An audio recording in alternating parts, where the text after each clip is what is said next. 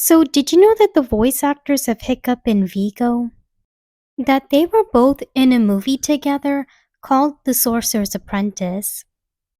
Jay played Dave and Alfred played Horvath. Like, who would have thought that Hiccup and Vigo would also be in a movie together? I want it back.